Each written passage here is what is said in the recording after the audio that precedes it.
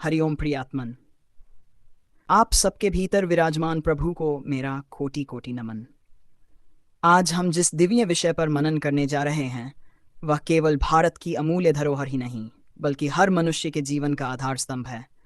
श्रीमद् भगवद गीता का 3रा अध्याय, जो ज्ञान, कर्म और कर्मयोग के पवित्र सिद्धांतों पर भगवान श्री कृष्ण के अनमोल वचनों का अद्भुत संग्रह है। पहले अध्याय में अर्जुन का विषाद और दूसरे अध्याय में सांख्य योग अर्थात ज्ञान योग का तत्व ज्ञान सुनने के बाद अर्जुन के मन में एक गहरा सवाल उठा। भगवान श्री कृष्ण कहते हैं कि ज्ञान श्रेष्ठ है, तो फिर अर्जुन को भयंकर कर्म यानी युद्ध करने के लिए क्यों प्रेरित किया जा रहा है? अर्जुन का प्रश्न अत्यंत व्यावहारिक है। अर्जुन विनम्रता से पूछते हैं, हे केशव, यदि आप कर्म की अपेक्षा ज्ञान को श्रेष्ठ मानते हैं तो फिर मुझे इस भयंकर युद्ध में क्यों लगाते हैं? ये प्रश्न केवल अर्जुन का नहीं, ये शंका हम सबके भीतर भी कभी न कभी उठती है। क्या सारे कर्म त्याग कर केवल ध्यान और चिंतन में बैठ जाना ही मुक्ति का मार्ग है? भगवान श्री कृष्ण ने इस अध्याय में इस द्वंद्व को सदैव के लिए समाप्त कर दिया। उन्होंने स्पष्ट बताया कि निष्काम कर्म ही ज्ञान और वैराग्य का सच्चा सेतु है। 4 से 9 तक के श्लोकों में भगवान श्री कृष्ण अर्जुन की उलझन को दूर करते हुए बताते हैं कि मोक्ष अर्थात मुक्ति केवल कर्म छोड़ देने से नहीं मिलती, नहीं केवल संन्यास ग्रहण कर लेने से सिद्धि प्राप्त होती है। श्री कृष्ण कहते हैं, नन कर्मणामनाभान नैष्कर्म्यम पुरुषो अश्नुते नंच संन्यासनादेव सिद्धिन समधिगच्छति। अर्थ यह है कि मनुष्य एक क्षण भी बिना कर्म किए ही रह सकता। प्रकृति के 3 गुण सत्व, रजस और तमस हमारे शरीर और मन को निरंतर क्रियाशील रखते हैं। सांस लेना, पलक चपकाना, खाना पीना, ये भी कर्म है। क्या हम इन्हें रोक सकते हैं? बिल्कुल नहीं। जो व्यक्ति बाहरी रूप से कर्म त्याग दे पर भीतर से विषयों का चिंतन करता रहे वह पाखंडी है। वह संन्यास नहीं, दिखावटी संन्यास है। ज्ञानी वह है जो कर्म नहीं छोड़ता बल्कि आसक्ति छोड़कर कर्म करता है। गृहस्थ जीवन के सभी कार्य कर्तव्य समझकर करें, पर उनके फल से अपने मन को न जोड़ें। गृहस्थ का पालन, परिवार के दायित्व, समाज की सेवा, इन सबको ईश्वर का कार्य मानकर करें। 10 से 16 तक के श्लोक भगवान श्री कृष्ण बताते हैं कि कर्म ही सृष्टि का आधार है। कर्म को बंधन नहीं बल्कि यज्ञ की भावना से करना चाहिए।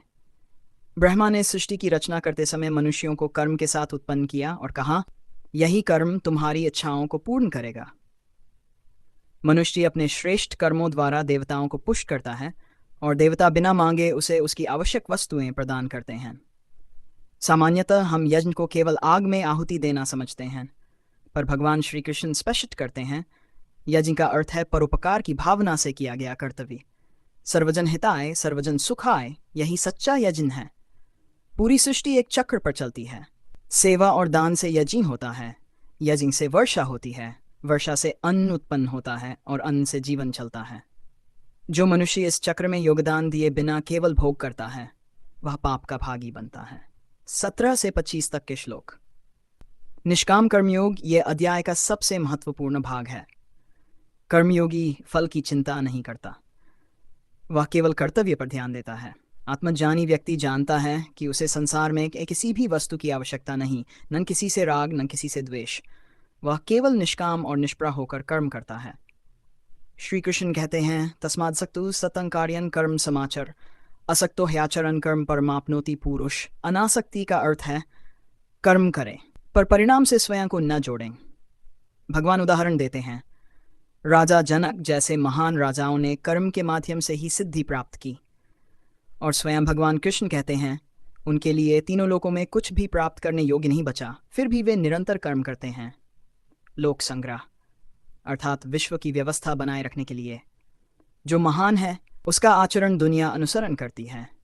इसलिए ज्ञानी का कर्तव्य है कि वह स्वयं भी आसक्ति रहित होकर कर्म करे और अज्ञानी को भी उसी मार्ग पर प्रेरित करे। 26 से 35 तक। ज्ञानी और अज्ञानी के कर्मों का अंतर अज्ञानी सोचता है, मैं ही सब कुछ कर रहा हूं। वह अहंकार और फल आसक्ति में बंधा रहता है। ज्ञानवान जानता है कि सभी कर्म प्रकृति के गुणों द्वारा हो रहे हैं। वह स्वयं को केवल आत्मा, एक साक्षी के रूप में देखता है।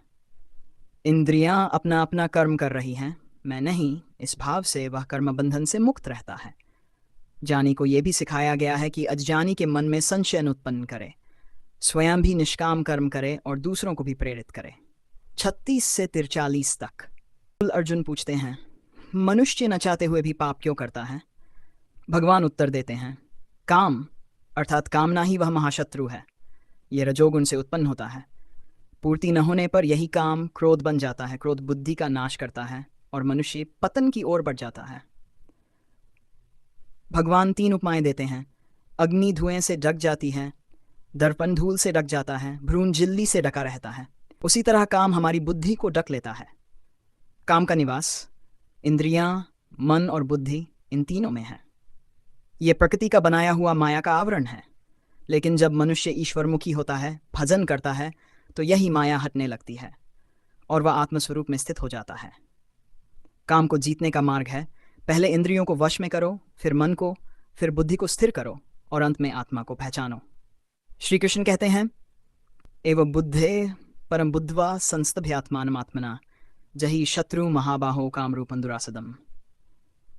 अध्याय 3 का दिव्य संदेश। यह अध्याय हमें सिखाता है, जीवन जीने का सही तरीका कर्म छोड़ना नहीं, बल्कि कर्म करने की पद्धति बदलना है।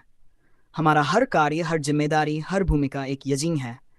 जब हम फल की आसक्ति छोड़कर कर्तव्य को ईश्वर सेवा मानकर करते हैं, तो वही कर्म बंधन नहीं, मुक्ति का मार्ग बन जाता है। कर्मण्येवाधिकारस्ते मा फलेषु कदाचन। आज से ही इस ज्ञान को जीवन में उतारें, अपने कार्य को पूजा मानें, परिणाम भगवान पर छोड़ दें, काम और क्रोध को मन से हटाएं और एक सच्चे कर्मयोगी बने।